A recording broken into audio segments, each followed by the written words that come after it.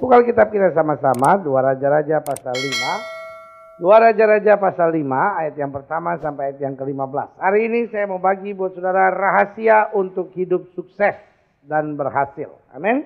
Siapa yang mau sukses? Apapun yang kita buat, kita mau sukses. Amin. Kalau kita punya anak, kita mau anak kita jadi orang sukses. Amin. Kalau kita buat usaha, walaupun warung kecil-kecilan, walaupun bisnis gado-gado, ya kan? Kita ingin gado-gadonya kalau bisa ekspor.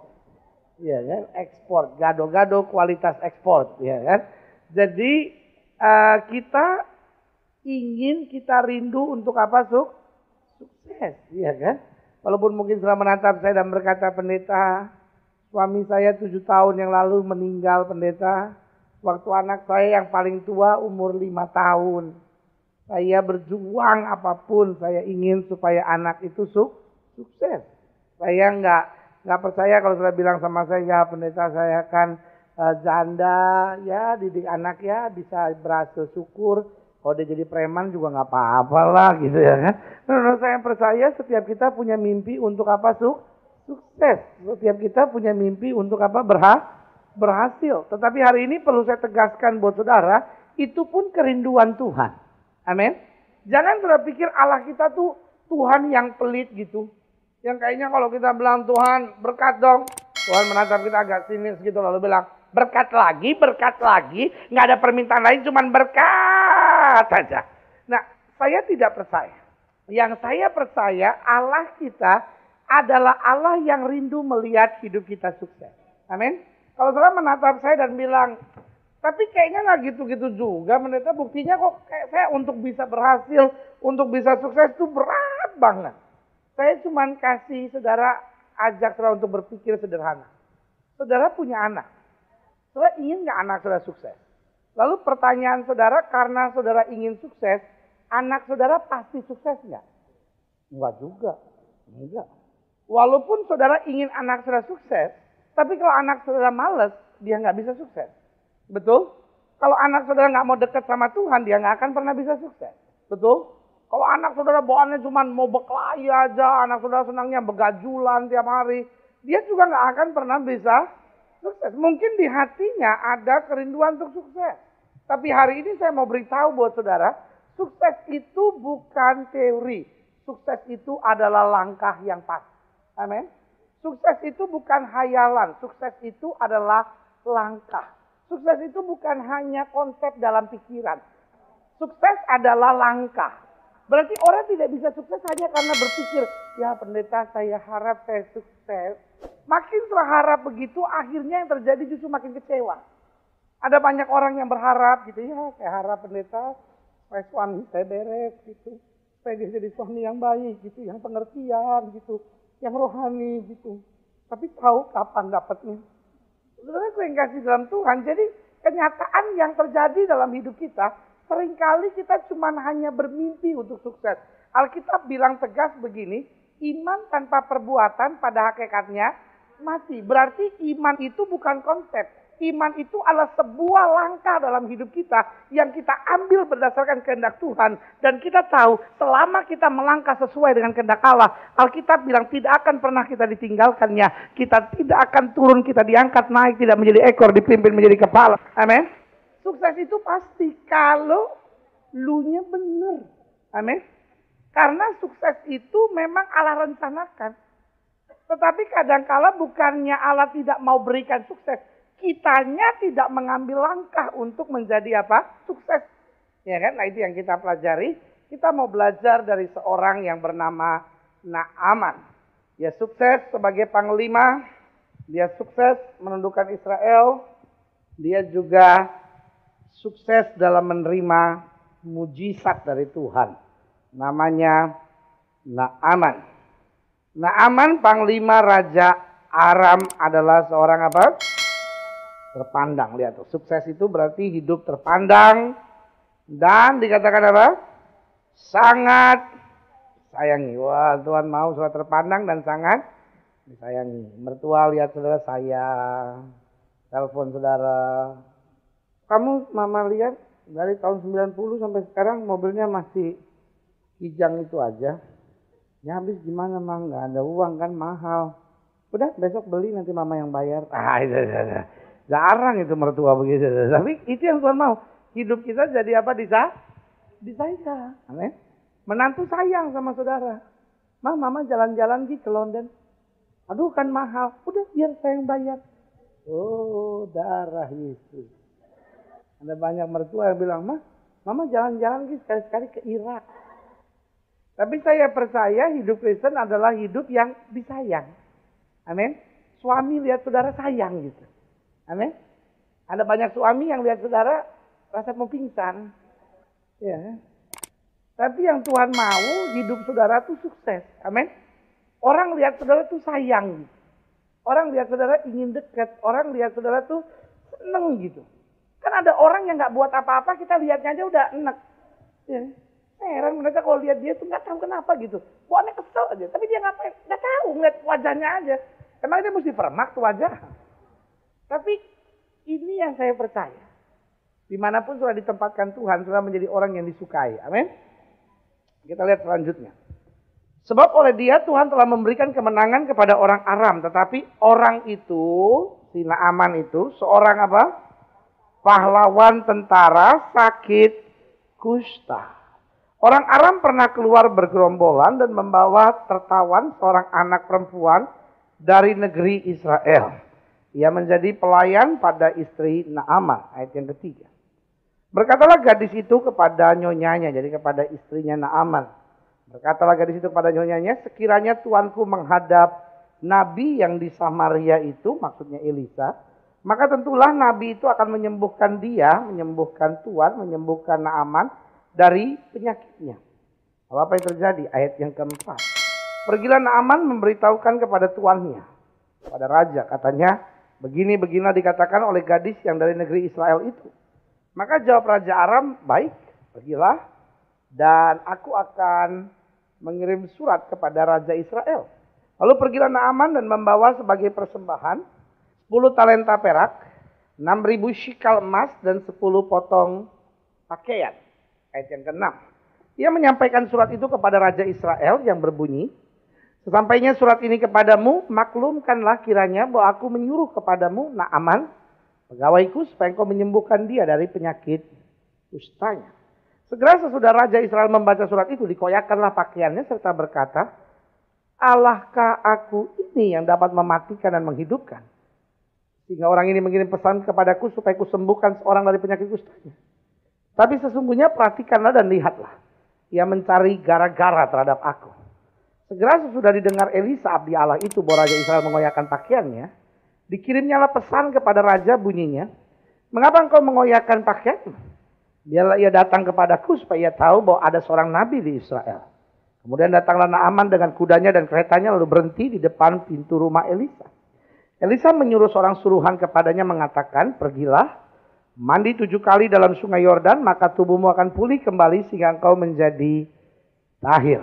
Tetapi pergilah Naaman dengan gusar sambil berkata, aku sangka bahwa setidak-tidaknya dia datang keluar dan berdiri memanggil nama Tuhan Allahnya, lalu menggerak-gerakkan tangannya di atas tempat penyakit itu dan dengan demikian menyembuhkan penyakit kustaku. Bukankah Abana dan Farpar, sungai-sungai Damsyik, lebih baik dari segala sungai di Israel? Bukankah aku dapat mandi di sana dan menjadi tahir? Kemudian berpalinglah ia dan pergi dengan panas hati.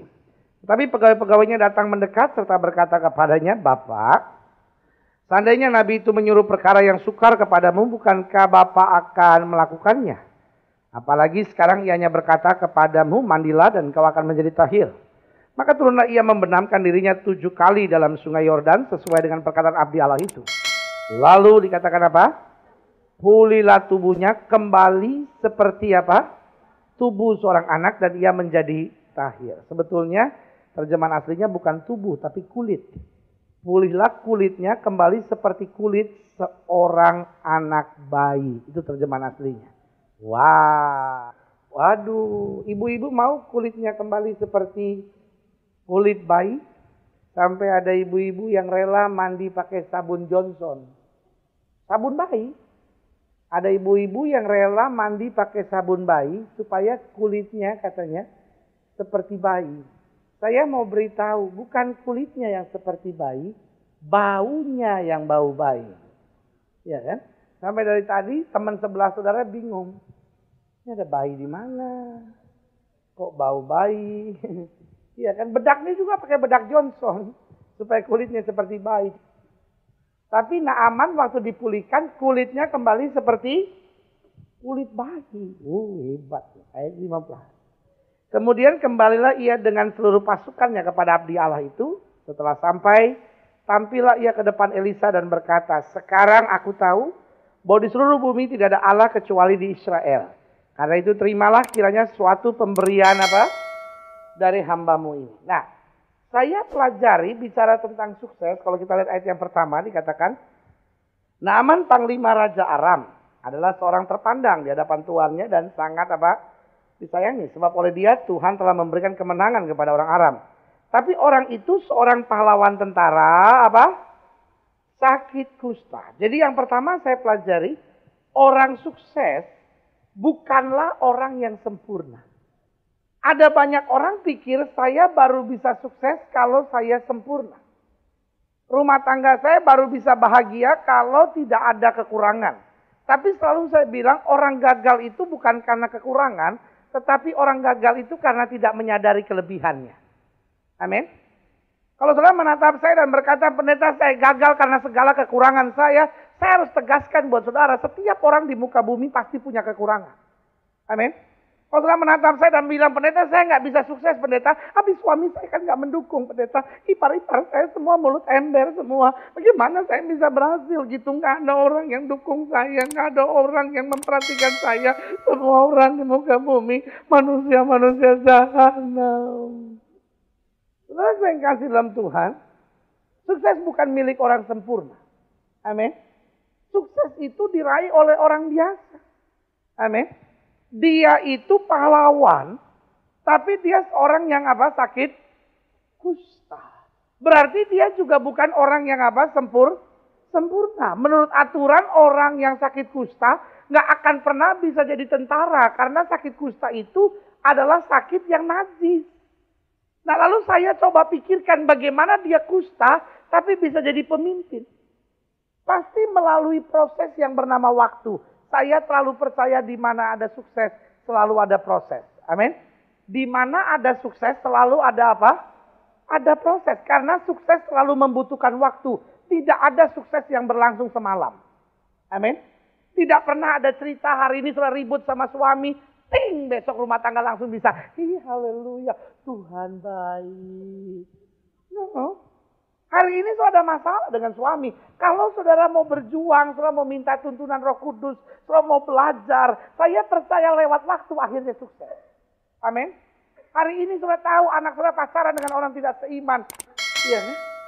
Jangan harapkan langsung besok semuanya akan beres. Saudara samperin anak saudara dan bilang, heh, lo kerasukan setan tohir. No, sukses membutuhkan waktu. Amin. Sukses membutuhkan waktu. Sehingga kalau saudara menatap saya dan berkata, pendeta, saya tidak sempurna, suami saya tidak sempurna, mertua saya tidak sempurna, hubungan saya dengan ipar-ipar saya tidak sempurna, ada banyak masalah dalam hidup saya. Saya mau beritahu kau tetap bisa sukses. Sukses hanya membutuhkan waktu dan perjuangan. Itu yang namanya proses. Sukses membutuhkan waktu dan apa? Perjuangan. Tidak ada sukses semalam. Saya bayangkan gimana Naaman bisa sukses. Karena ingat orang kusta pada saat itu tidak boleh tinggal di tempat orang biasa. Orang kusta harus tinggal bersama dengan orang kusta. Jadi saya bisa bayangin ada masanya sebetulnya yang namanya Naaman ini tinggal bersama dengan orang kusta. Ada masanya dia nggak buat apa-apa sepanjang hari. Cuman menangisi keberadaannya sebagai orang kusta. Sedih akan keberadaannya, menyesali nasibnya.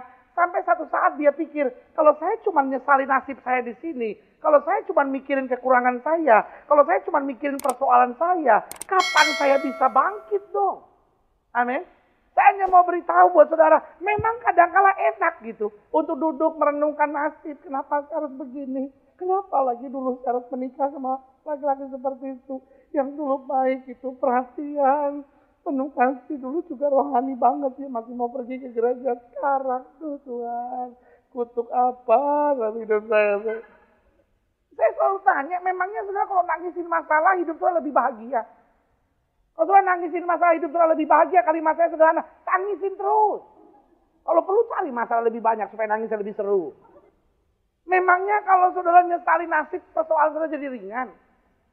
Memangnya kalau saudara mikirin semua persoalan saudara, duduk di Starbucks, bengong aja.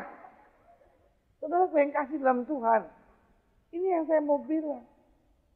Ada masanya. Dia tuh cuma nangisin persoalannya aja. Kenapa saya kusta?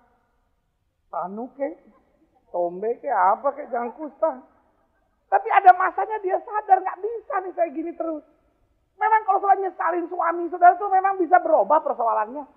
Kalau tiap hari saudara cuma jengkel sama dia, nggak perhatian, kurang romantis, nggak pernah ngerti perasaan seorang istri. Uang dia kasih, tetapi perhatian jauh. Saudara, terus kalau saudara terus ngelihat kekurangan dia, memang hidup saudara lebih bahagia. Memang wajah saudara kelihatan lebih muda. Memang hidung saudara kelihatan lebih mancung. Memang mata saudara kelihatan lebih cerah.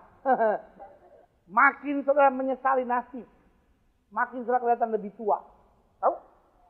Makin hidup saudara tertekan. Makin lama-lama pikiran yang enggak muncul. Tapi gue mati. Ya kan? Pas sesak nafas, Tuhan tolong.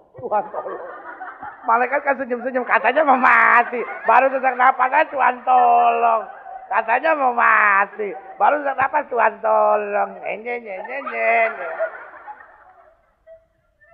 Sampai akhirnya dia pikir saya harus berbuat sesuatu. Mulai dari mana? Mulai dari hal yang kecil. Mulai dari lingkungannya sesama orang kusta. Sampai saya percaya dia cukup berjasa di kelompok itu. Sampai dia bisa menjembatani dengan orang biasa. Dan cukup berjasa. Sampai terus diangkat menjadi apa? Panglima. Orang menjadi panglima bisa satu malam enggak? Bisa enggak orang, Pak mau mendaftar Pak? Daftar apa? Mau jadi tentara Pak? Oh kebetulan, ini jenderalnya nggak ada. Kamu jadi jenderal ya? Nggak ada. Orang sebelum jadi jenderal pasti jadi prajurit dulu. Dan orang kalau jadi prajurit pasti pernah dibentak jenderal. Betul? Pasti pernah salah. Pasti pernah digoblok-goblokin sama jenderal. Goblok lu, nggak punya otak lu. Ya kan? Pasti pernah. Tapi itu yang saya bilang. Bahwa kesuksesan bukan kesempurnaan. Amin. Tetapi kesuksesan membutuhkan waktu. Gagal bukan berarti saudara nggak bisa sukses kok. Setelah menatap saya dan bilang, pendeta saya jelas-jelasan pendeta gagal pendeta. Jawaban saya sederhana, kegagalan bukan akhir. Yang penting saudara tetap bangkit, saudara tetap berjuang, saudara tetap percaya bahwa Allah yang kau sembah, Allah yang tidak pernah mempermalukan anak-anak. Amin. Jadi yang pertama, tadi apa saya bilang? Orang sukses bukanlah orang yang sempurna. Kenapa? Karena sukses membutuhkan proses. Sukses membutuhkan waktu, sukses membutuhkan perjuangan, ya kan? Yang kedua, jadi jelas nih dia ini walaupun panglima tapi sakit kusta, tapi tetap bisa sukses. Jadi orang sukses bukanlah orang yang sempurna. Kenapa orang gagal? Orang gagal bukan karena kekurangan, tetapi karena tidak menyadari kelebihan, ya kan? Jadi jangan pernah berkata bahwa pendeta saya nggak pernah bisa sukses karena saya banyak kekurangan. Orang yang hari ini sudah lihat sukses juga bukan orang yang sempurna. Amin. Daud itu orang sukses tapi tidak sempurna. Musa itu sukses tapi tidak sempurna. Abraham itu sukses tapi tidak sempurna.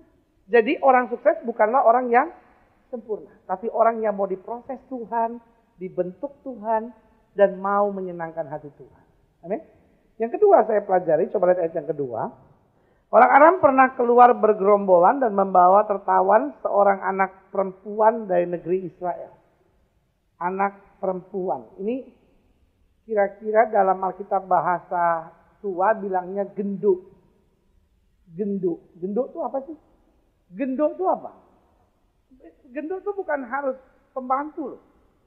Justru kadang-kala itu merupakan panggilan sayang. Mama panggil anaknya, Nduk, sini Nduk, gitu kan. Ya kan, jadi nggak harus pembantu kan dia. Genduk kira-kira umurnya berapa? Pokoknya nggak sampai 20 lah. 12 lah. Ya kan? 8, 7, 9, 10, 11. Gitu.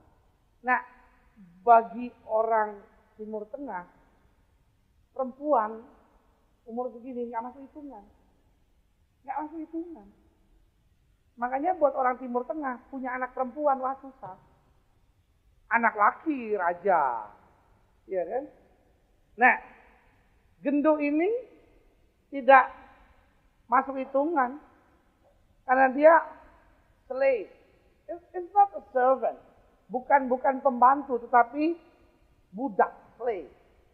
Ya gendut kecil aja nih, perempuan lagi, nggak masuk hitungan. Dia menjadi pelayan pada istri Naaman, kata kita, ayat 3. Berkatalah gadis itu kepada nyonyanya, sekiranya tuanku menghadapi nabi yang di Samaria, maka tentulah nabi itu akan menyembuhkan dia dari penyakitnya. Gendut ini tahu bahwa tuannya ternyata sakit.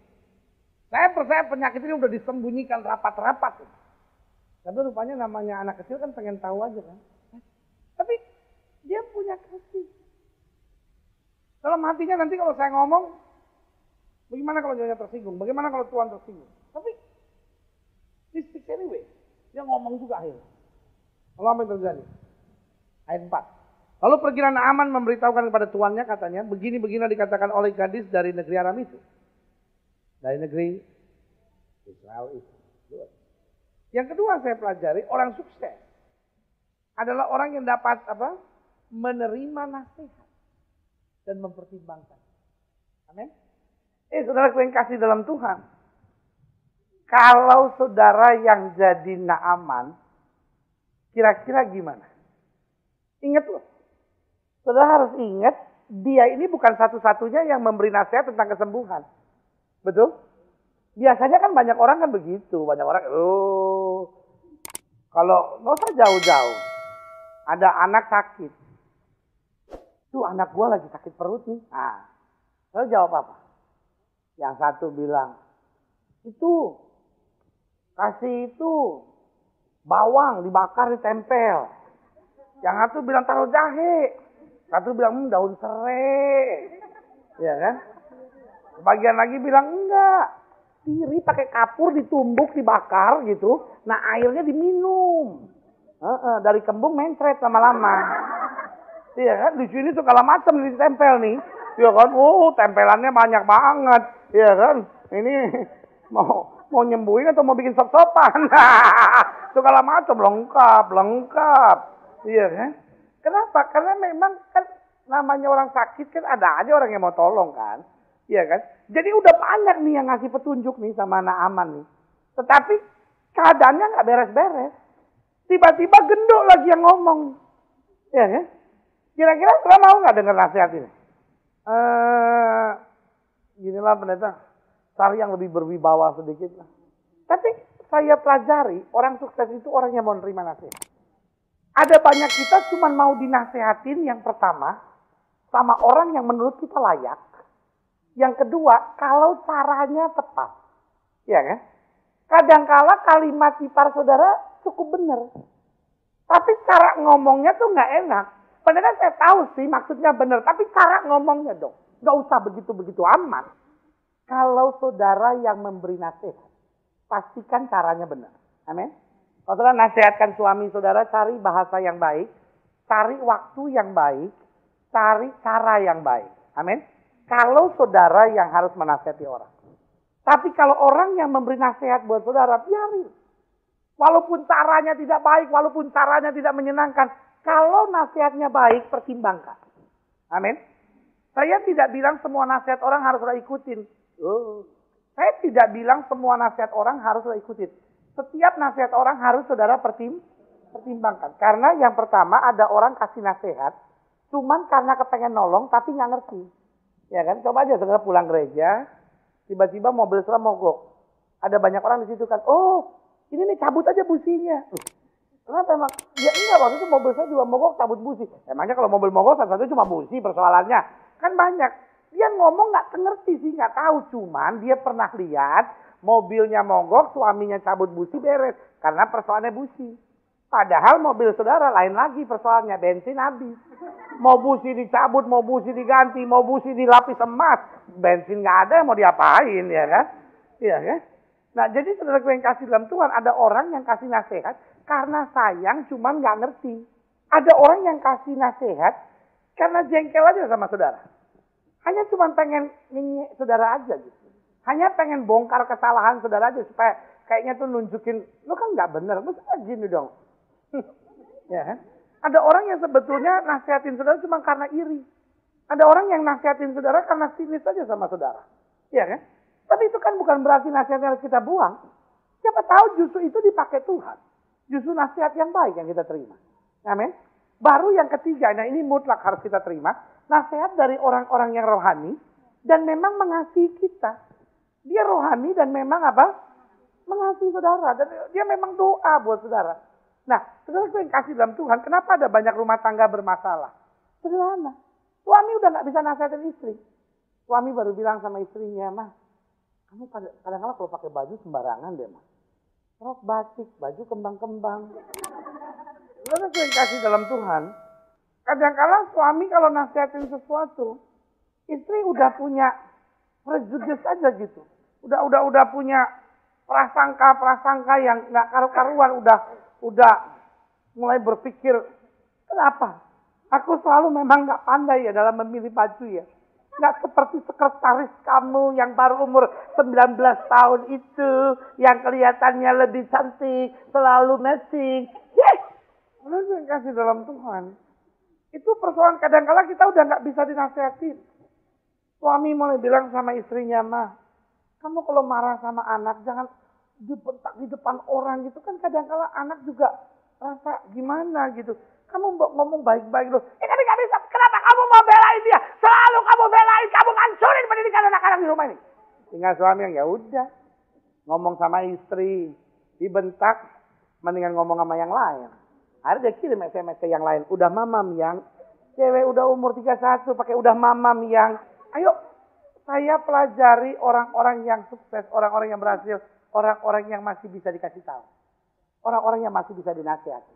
Karena selalu saya bilang, selama kita masih dengar nasihat, kita masih bisa lebih maju. Hanya orang sombong yang tidak bisa terima nasihat. Dan orang sombong pasti jatuh. Jadi yang pertama, orang sukses bukanlah orang yang apa? Sempurna. Yang kedua apa tadi? Orang sukses adalah orang yang mau menerima nasihat dan mempertimbangkannya. Karena selalu saya percaya, sukses itu membutuhkan orang lain. Tidak pernah ada orang bisa sukses hanya karena dirinya sendiri. Sukses membutuhkan orang lain. Siapapun orang sukses itu, pasti ada orang-orang berjasa yang ada di dalam kehidupan. Amin. Yang ketiga saya pelajari, coba lihat ayat yang kelima.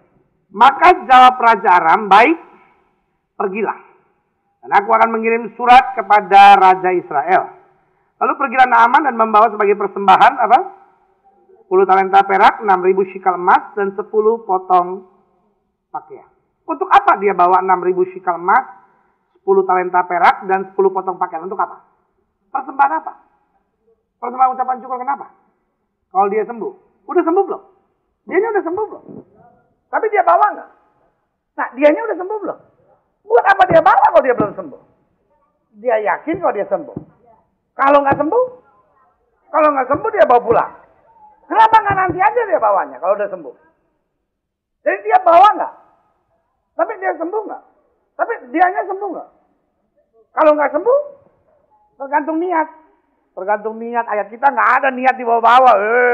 Kata niat juga, niat mau jadi istri yang baik. Kalau lo akhirnya ngaco ya mau diapain? Kristen nggak percaya niat. Kristen percaya iman tanpa perbuatan mati. Ya kan orang dunia kan, yang orang dunia itu diajar gini, yang penting niat. Jadi walaupun saya gagal, walaupun saya berselingkuh, yang penting niat saya kan udah baik. Niat mau jadi suami yang baik, tapi kepleset. Ya, tapi kan niatnya kan udah baik. Oh iya kan, tapi kan kepleset, ya kan. Ngaco lu. Kristen nggak ada pakai main-main di niat. Kristen tuh yang penting dari buahnya. Amin. Mau kata niat sudah jadi pendeta juga, kalau sudah jadi akhirnya jadi istri piaraan, nggak ada gunanya. Tapi kan niat pendeta, tapi kan jadi istri piaraan, tapi kan niat, niat dibawa-bawa, weh. Hidup Kristen nggak penting niat, yang penting buah. Jadi dia udah bawa belum? Udah sembuh belum? Kalau belum sembuh, dia buat apa? Yang ketiga saya pelajari, orang sukses itu orang yang memiliki pikiran yang positif. Pertanyaan saya sederhana. Ini pertama kali nggak dia bawa persembahan sebanyak itu? Kenapa enggak? Saya udah jelaskan buat saudara. Ini pasti bukan upaya pertamanya untuk sembuh. Betul? Iya kan? Lo bayangin aja, dia ini seorang panglima. Pasti kan anak buahnya kalau dengar sesuatu, ya kan? Pak, itu di situ Pak, katanya begini Pak. Kalau makan otak monyet Pak bisa sembuh. Kan kadang-kadang kalau orang kan gitu, sakit ini ya. Oh itu, makan cakar beruang. Saudara, saya percaya ini bukan apa itu namanya, bukan kesempatan pertamanya, bukan percobaan pertama untuk kesembuhan. Saya percaya dia pasti udah kemana-mana tuh. Karena anak buahnya kalau dengar sesuatu pasti ngasih tahu. Betul? Dan bukan cuma itu, rajanya juga pasti pengen nolong. Kenapa? Selama ini raja nggak pernah salaman sama dia. Sama orang kusta salaman kena, ya kan? Jadi raja juga kalau dengar sesuatu pasti ada yang hebat apa-apa, orang pintar. Lu datang ke sana deh, cuma di sembuh lu. Datang di sampai basah semua nggak sembuh. Ya. Ntar ada lagi model baru. Datang terus tangan digoyang-goyangin begitu.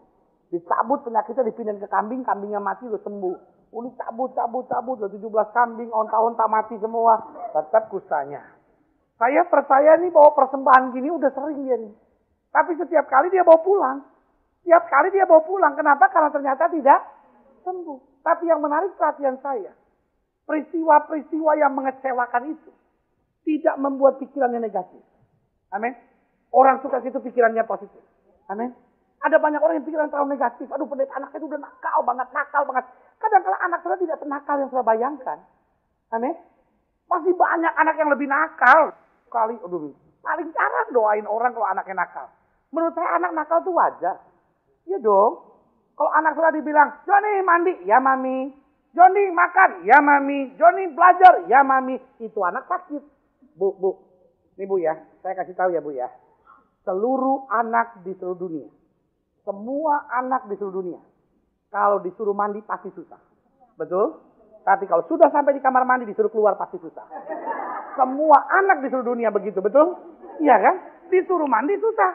Tapi kalau dia sudah di dalam disuruh keluar susah. Iya kan? Itu udah memang takdir. Takdir udah mau diapain Udah mau teriak. Satu kali habis kebaktian ada satu anak diseret ke depan saya. Pendeta, tolong doain. Ada roh jorok. Saya bilang, kenapa roh jorok? Nggak mau mandi. Saya cuma bilang gini, ya ibu juga dulu waktu kecil nggak mau mandi, saya tinggalin aja. Ya kan? Dalam hati saya, tolol sekali saya kan. Kalau tumbang tangan dalam nama Yesus, roh jorok keluar. Malaikat bilang, bukan roh jorok. Memang begitu modelnya anak-anak juga. Kadang-kadang ada pendeta main, terima nasib aja. Oh roh jorok. Dalam nama Yesus roh jorok keluar. Warga kerajaan surga tidak kenal roh jorok. Sampai setan di neraka juga bingung. Emang kita di sini ada yang namanya roh jorok. Dia aja tuh bikin-bikin katanya. Saudara, kadang-kala pikiran kita yang negatif.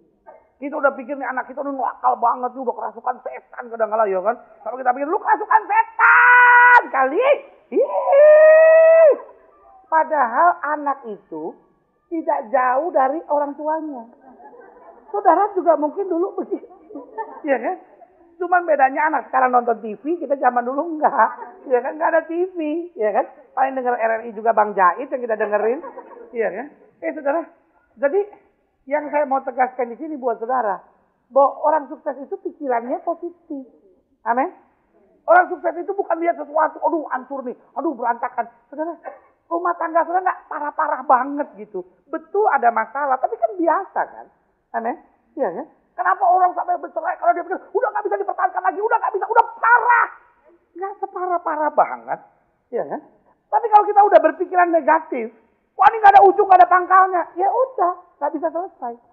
Tapi kalau saudara berpikir positif aja, dulu kan kita menikah karena cinta, mulai aja dari situ kan cinta.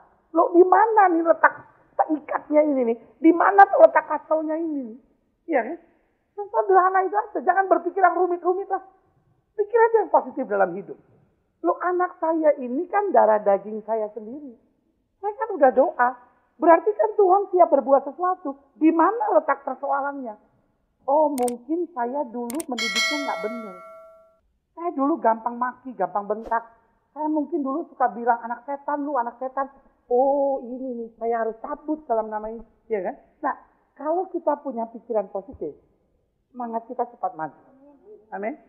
Nah, Aman punya pikiran positif. Dia nggak peduli tahu berapa banyaknya itu dia udah pergi, bawa kembali lagi. pergi, bawa kembali lagi. Mungkin stafnya udah tahu. Ini bawa pergi, bentar lagi juga dia bawa pulang lagi nih.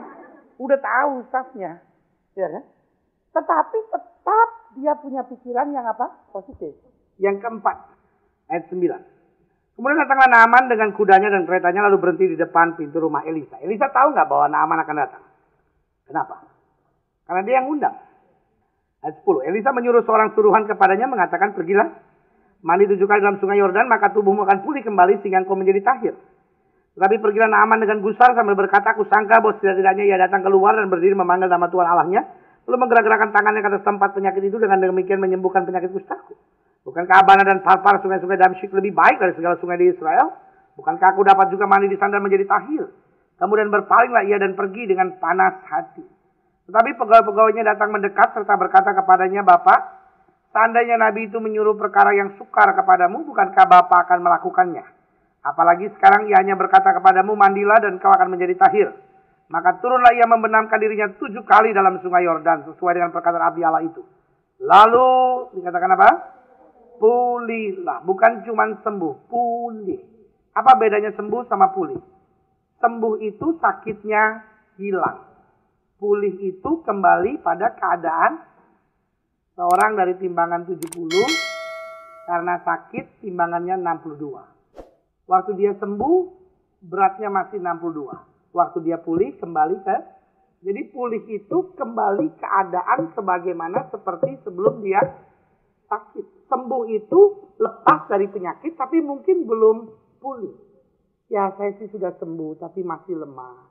Saya sudah sembuh, tapi masih belum bisa kerja terlalu berat. Nah, itu sembuh. Pulih itu berarti saudara udah kembali sehat, udah kembali bisa kerja, bisa semua, bisa lakukan tugas sehari-hari tanpa rasa sakit lagi. Di sini dikatakan lalu pulih tubuhnya kembali seperti tubuh seorang anak bayi. Nah, suruh berendam 7 kali di sungai Yordan itu sama sekali nggak disukai oleh Naaman.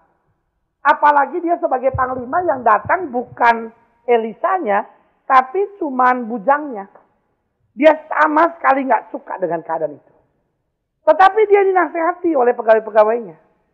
Kan cuma disuruh itu, kenapa Tuhan nggak buat saja? Kalau disuruh yang lebih sukar, Bapak pasti mengerjakannya.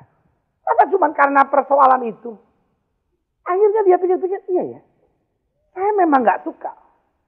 Tetapi kenapa saya harus cepat putus asa? Ah, ini persoalan kita kadang-kala kalau kita menghadapi keadaan tidak kita sukai, kita langsung nggak senang. Saudara, orang yang tidak kau sukai tidak harus kau bermusuhan. Amin. Karena selalu saya bilang, hidup ini nggak harus semuanya kita sukai. Dalam segala perkara kita bersyukur aja. Amin.